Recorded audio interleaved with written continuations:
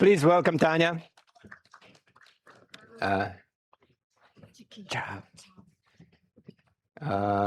Just to explain to you, there's a strong backache. Sorry, I have a really strong back pain, so I hope I will be able to concentrate to answer the questions instead of my back pain. But Tanya will try to do her best. Please welcome on stage as well Ondrej Petrus, who is the partner and head of investment committee at ZAKA Venture Capital. Ondrej, hi. Hi. And last but not least, Tihomir Jenkut, who is from the Tech Horizons, that's Deep Tech and Defense. Please welcome Tisho on the stage. Hi. Welcome.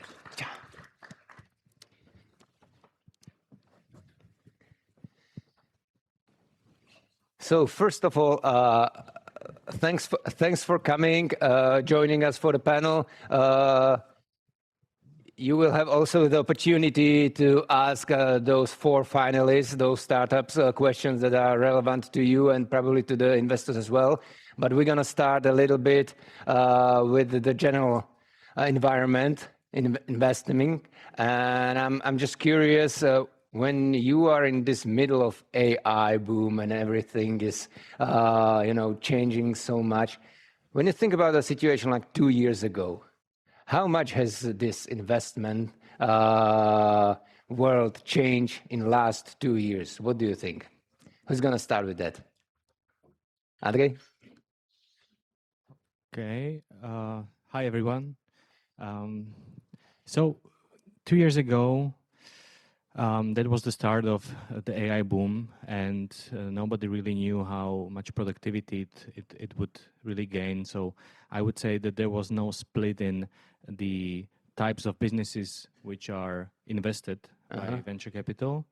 And at that time, I feel that there was a bit more investment done in the later stages. Now it has flipped a bit into the early stage as well, because there is just so much new stuff to build with AI and completely redesign how all industries will work in an AI native way. And new teams are being funded to build these and be in direct competition with the incumbents.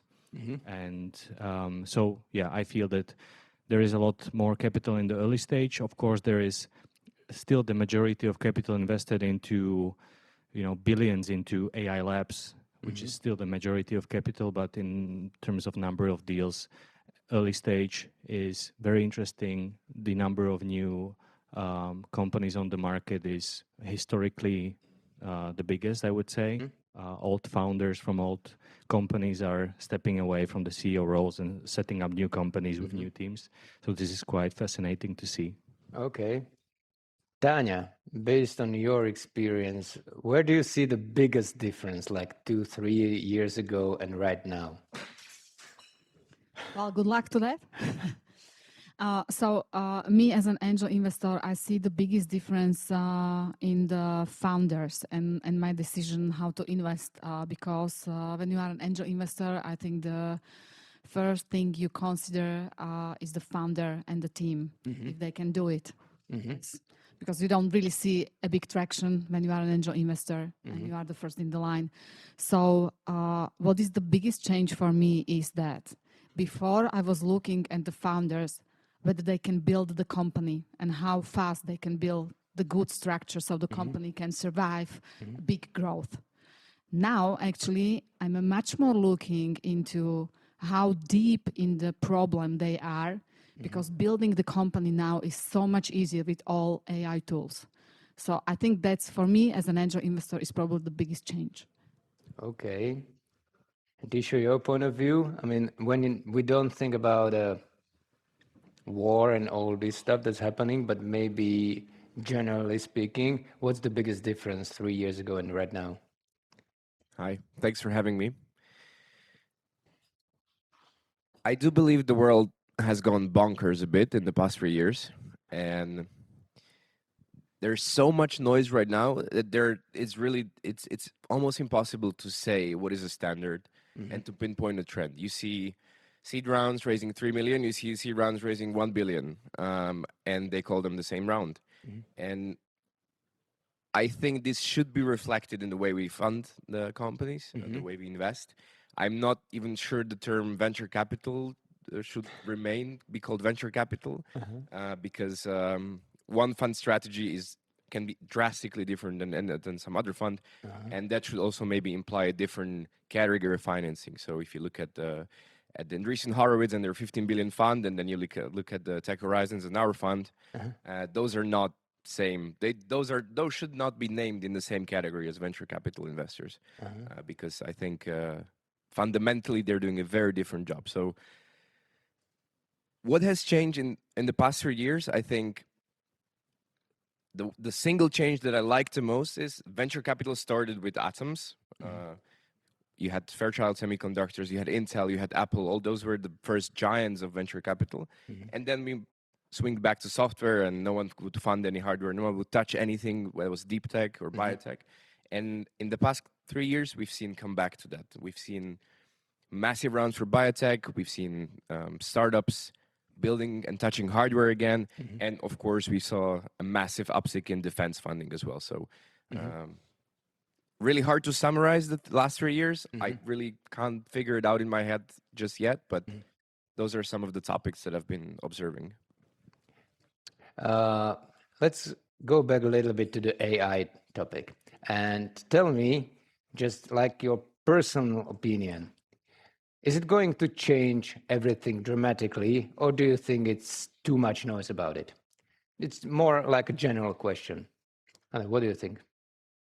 I think there is a lot of noise, of course, and every hypothesis is being funded, and you will see in time what will stick and what not. But what is true is that it increases the productivity tremendously. And nobody really knows, or nobody really can imagine clearly how a AI native company will look like, how an AI native world run by agents will look like, how to build towards that. So you just need to somehow, as you said, be focused on some topic, be really obsessed with the topic, having some unfair advantage regarding your previous experience in the topic, and just trying to push the technological boundaries which AI is providing you to leverage it and to increase the productivity gains and automations, and you will see where you come. Okay. And now, maybe as an entrepreneur, not as an investor, but as an entrepreneur, having a Pelican scale, this sort of thing, how big will the transformation be from your point of view? What do you think with AI? Big. How big? Like great? No, I mean Crazy big. crazy big. The real question. In a good way, I would say, in a good way for someone, and in not a good way for other one. Would you be happy to start Pelican these days completely on the AI? Oh yes, I would be so happy to start it now with AI. So much. Okay, it would be much easier. I know I know you want me to elaborate a little bit more. I know you do. I mean, honestly, the biggest problem in travel, I will now talk about the travel segment. The biggest problem the travel industry has is that in order to provide really good services for the client, you need to have a really, really good, well-trained, passionate agents who are willing to work 24/7. And it's like really, I'm sorry for the word, but it's like fucking difficult to find this kind of people willing to work 24/7, because they have to be super clever. They really have to be very efficient. They have to be able to deal with such a load of information and to process them, analyze them, and to analyze the psychology of the client, to be able to provide the best offers so the client at the end buy from you and not from someone else. And the client usually comes with the task that I want a vacation, I want to go to Maldives, and at the end of the day they end up in, I don't know, Tahiti or Hawaii. So it's really, really difficult job. And with AI, you can process that load of information so much faster. So I would be so happy to start it from the scratch right now, actually. But that's not saying that it's going to be very easy, because it's not for everyone. You need to have a lot of information how the travel business works, how the system works, because Pelican is not anymore an it hasn't been for a long time already a travel agency. It's a technological platform. So I mean, yes, I mean, for me, this is really, really exciting period because I love technology. So. Okay. Patricia, your opinion about AI, where do you see the biggest potential? So there was one thing that was true for almost 20 years. One of the most important axioms was that the world was run by code. A couple of letters put in the correct order and they ran everything, the lights here, the microphones, everything. And now in the past, I wouldn't even say 3 years, in the past 4 or 5 months, there was a new axiom added to the equation, which says code is almost free. And that changes so many things. I think building a company now, you don't need. Make so many people happy. You don't need I can code. I don't need to rely on some coders and wait for them to do the sprints. I can do so many things by myself. But- not being able to code in Java. But really, do you believe that you will not need developers and coders in the future? No, sorry. Yeah. No, I'm just gonna say the developer as we know it, no. Okay. Like, I think it was Spotify that says since December 2025, no human has written a single line of code. I don't think people realize how crazy that is, because for the past 25 years, you had to pay someone that knew how to write letters in a specific order that would make things work. And now that whole industry is gone. That whole paradigm is gone. And frankly, I don't know what it means. I think it's going to be fun times. It's definitely the most exciting time of our lives, I would say. And Tanya would like to say, what sort of developer is? I just wanted to add that actually the coder that only codes doesn't have a value anymore. The person who has a value is the one who can solve the problem. That's what I said, that you have to be deep and you have to be really able to understand the problem and to come with a solution, with a systematic solution. Then you have a value. If you are just the coder and you are just putting down the syntax, it's not a value anymore, because you can actually wipe code like almost everything, and you don't need to be a coder. You need to know how to solve the problem. That's the value in the person. And now back to the founder and back to the startup industry. In this time, I mean, this era when this is changing so much, what sort of founder you are looking for when you are trying to invest in that? Because right now, we can see a lot of things can be done by AI. So what will be the right founder in which you would like to invest? What qualities? So there are many qualities we are looking for, but I think the most important one is he must be high agency. Or she. He or she? Yeah. Or she, of course. That means that you are basically taking the whole problem on your shoulders, trying to find the best team, being able to hire also the best team, speaking with customers, not really delegating the sales to somebody else, and be deeply entrenched in the industry you are building it. There needs to be some unfair advantage, as we both said, some previous experience. Nobody really, or not many people have some unique insight. You know about the market, about the customer, about the technology. Not many people know, which nowadays, okay, if it's only a software product, maybe there's a time arbitrage of 3 months. Yeah, it was maybe longer a couple of years ago, but still, it is some time arbitrage, and you just need to be extremely fast and be working extremely hard, because if you are building not a local regional product, but a global one, which is now also easier than ever before, you are basically competing with people sitting in China or in the US, working really 9 hours per day, 6 hours per week, or even 7 hours per week, who are not like, there is this new term, it's called AI vampires, people who are employing agents who are then spinning different agents to code for them. And you just, prompt an agent to do something, you wait for 10 or 20 minutes for the output. And therefore it's not beneficial to go to sleep, you know, because you need to be able to prompt it again during the time you are sleeping, because you are losing so much productivity. And there are so many people in Silicon Valley, where I came now from on Saturday, who are like completely tired because they are living the most productive times of their lives, but also having the least sleep they ever had. Okay.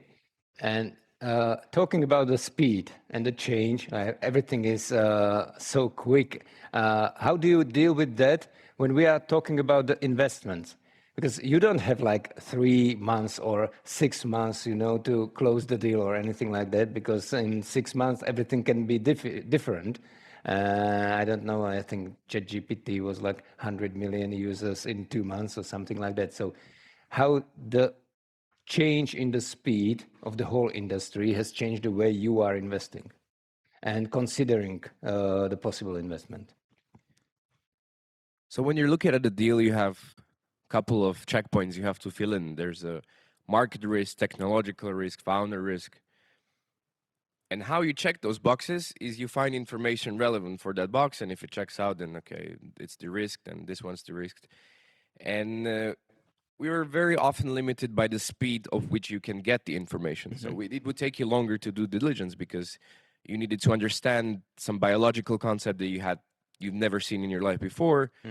You had to call an expert, you had to talk with multiple people, and now this whole process has been sped up by AI to insane speeds. Okay. And so technology is built faster, the world changes faster, but it implies you also need to invest faster. So I think the times to rounds have changed. Human psychology has not changed, so it's becoming more and more difficult to get into the best deals, I think. Okay. What about you? I mean, there is also this question, where is this window for the angel investors, where the venture capital will come? If the companies are, you know, growing so quickly, whether you should do the first deal like in 2 weeks or 3 weeks, because otherwise, I mean, you can lose it. What do you think? And to be fair, just to add, my experience from defense and deep tech, so I don't really understand other industries that much. Okay. Tanya, what do you think? Is there a smaller window for angel investors these days because the companies are growing so fast? I think there's a smaller window for everything. I mean, honestly, I think for everything. I don't think that, okay, there might be some segments which are not so fast because but no, I think there's a smaller window for everything, honestly, because with the AI technology, with how it actually accelerates all the research you can do and analyze all the data you have, I think it's getting like super fast. So yeah. Okay. What do you think?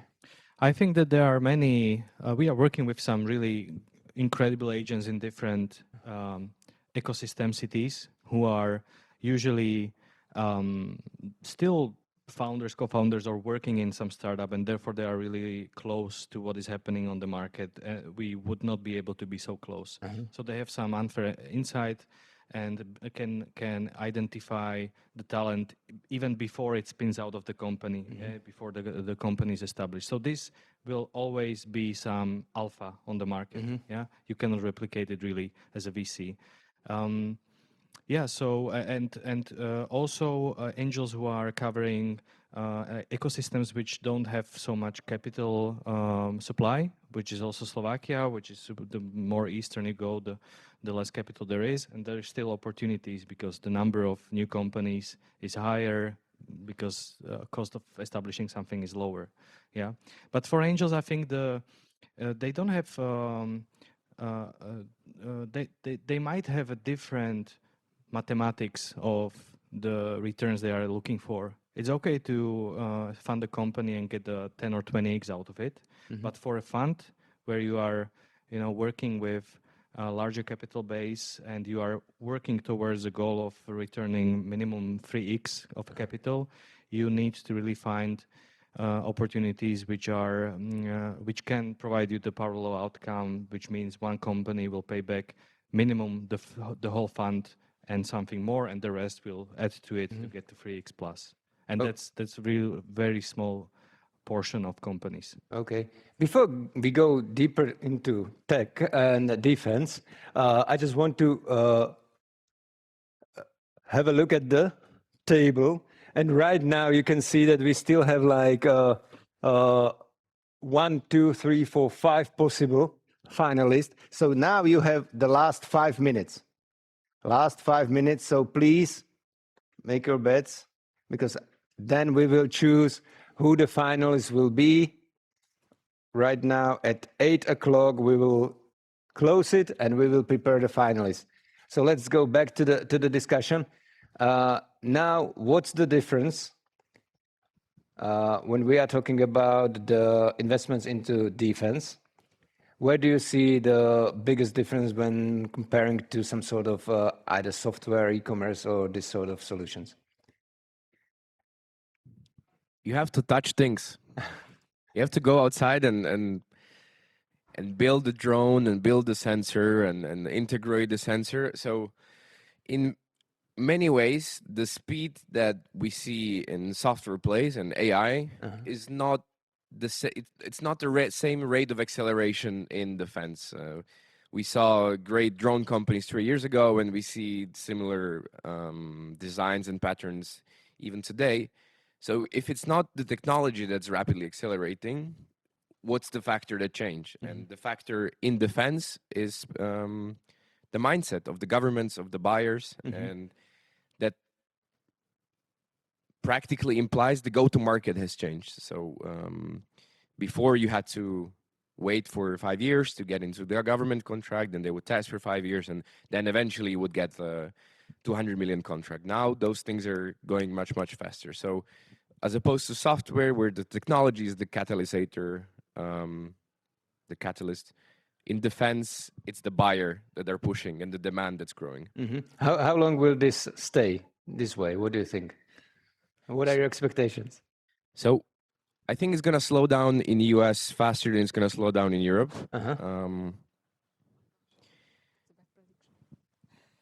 So, yeah, Europe is so fundamentally behind on all things sovereignty and defense that it's crazy to even begin to count the numbers. I think it was 1.5 trillion behind on the commitments to NATO and to build in any way sovereign infrastructure for Europe to be able to defend itself, only to catch up with our other allies, such as the US. So if something was to happen in Europe today, we'll be obliterated like that. So I think it's going to continue like that in Europe for a couple of years more, and then it's going to stabilize. Hopefully, we'll never need that infrastructure or technology. But we're still so much behind that I see no way of it de-accelerating anytime soon. Okay. And Andre, we mentioned difference between US and EU in defense. You told me before the panel that most of your last investments were in the US. Can you compare the systems or the ecosystems, the US startups and European right now? Yeah, so last year we did 24 investments and 22 were in US, and most of them were not European founders, they were diaspora, like pure US teams.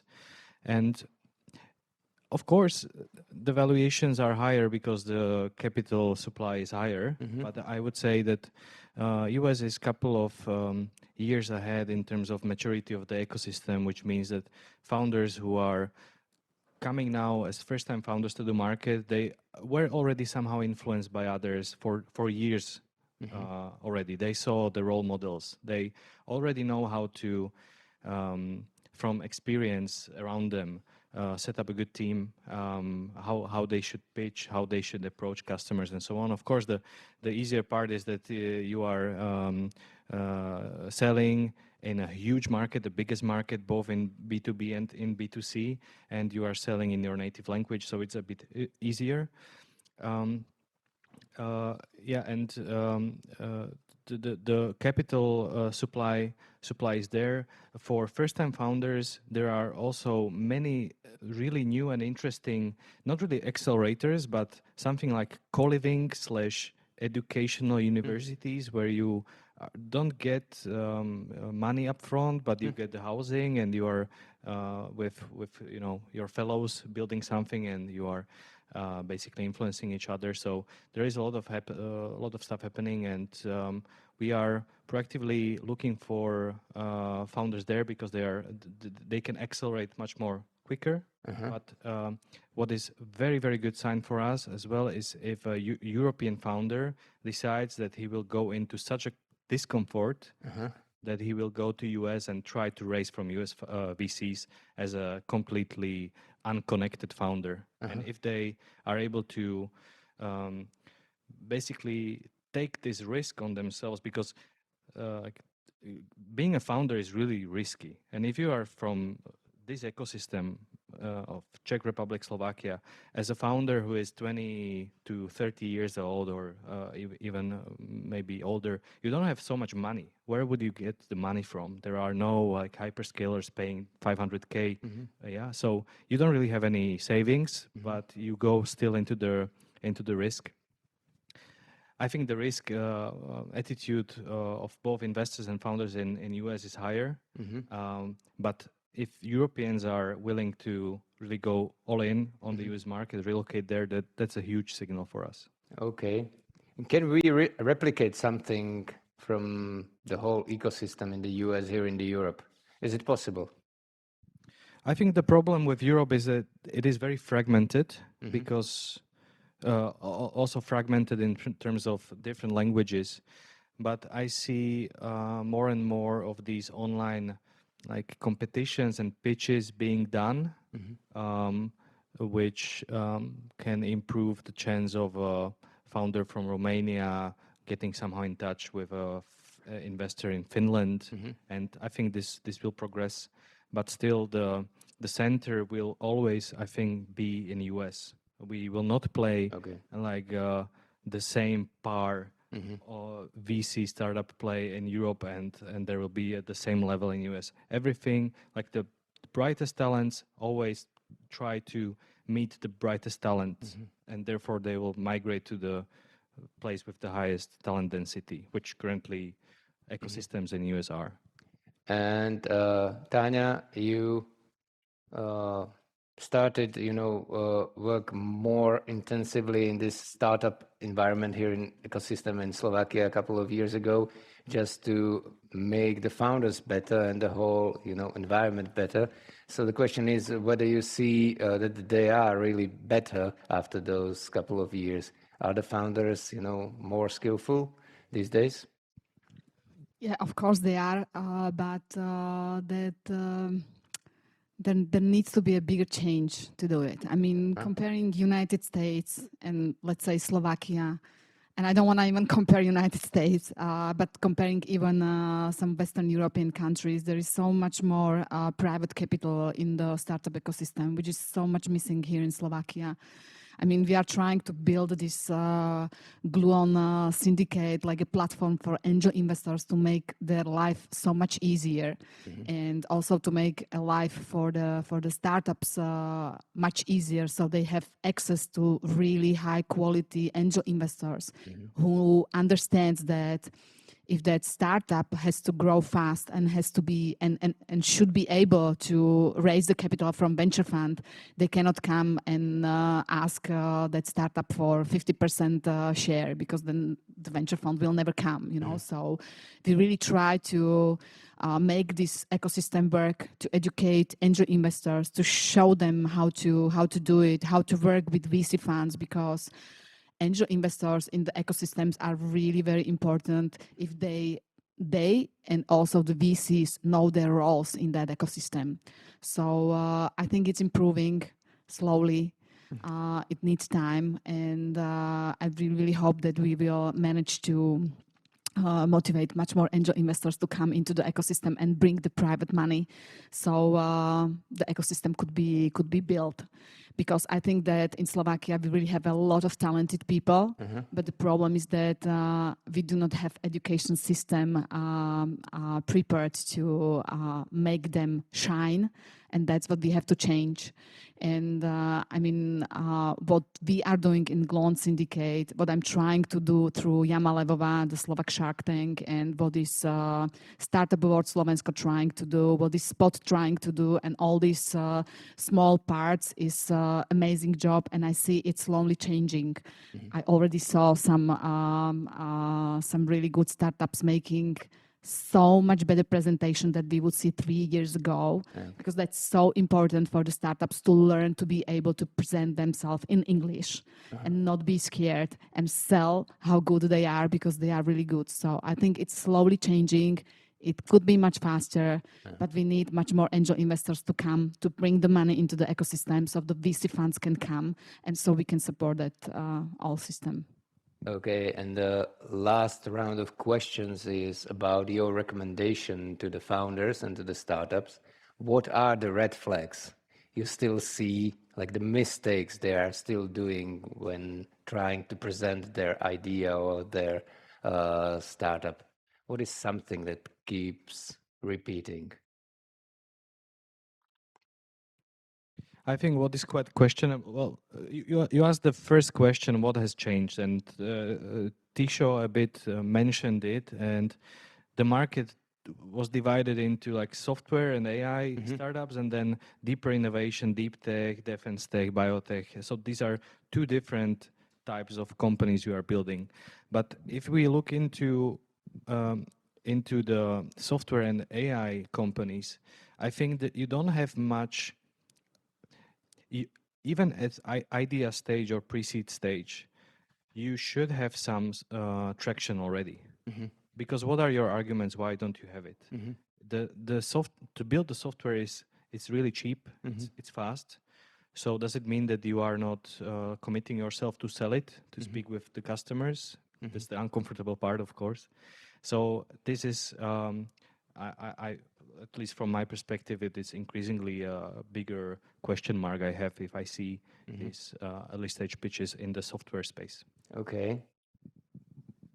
Tanya?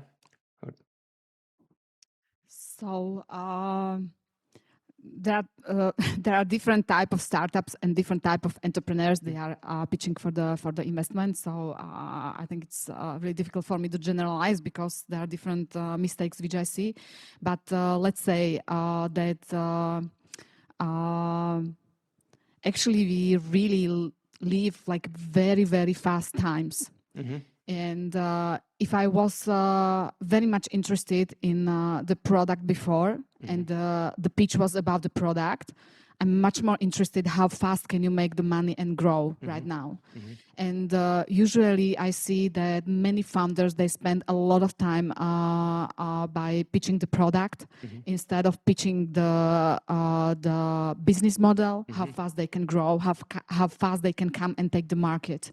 So I think this is the biggest common mistake I see right now.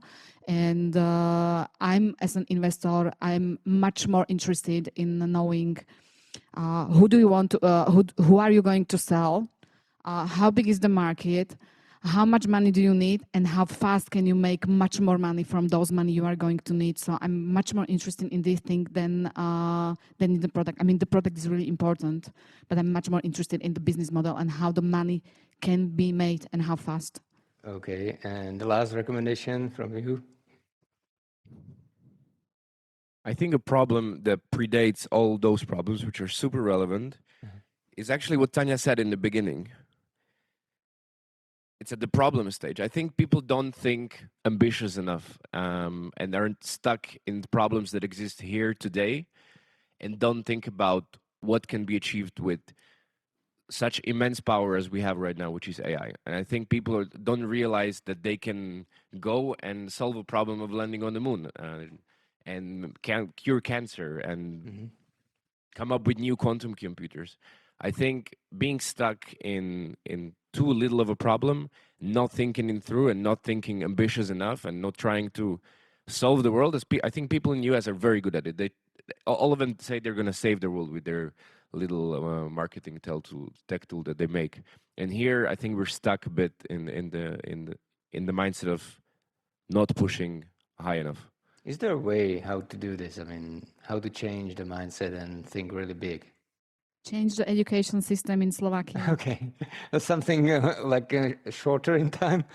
I mean, that could be actually really short if all the private people and the clever entrepreneurs will join forces and will really like full power go to the schools and talk to the students and come with some idea. It can be so much faster. I mean, it's not time to wait that the state is going to change something if we want these clever, smart people to grow from Slovakia. It's not the time, I mean, for the government to wait that they are going to solve it.